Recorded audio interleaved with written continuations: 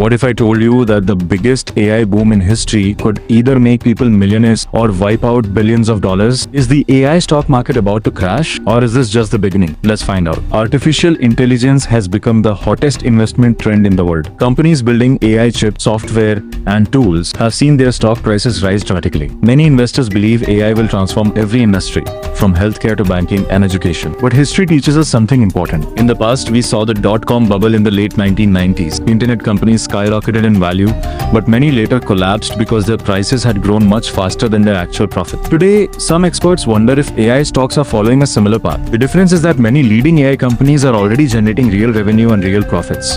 However, not every company using the word AI is a good investment. That's why smart investors don't buy based on hype.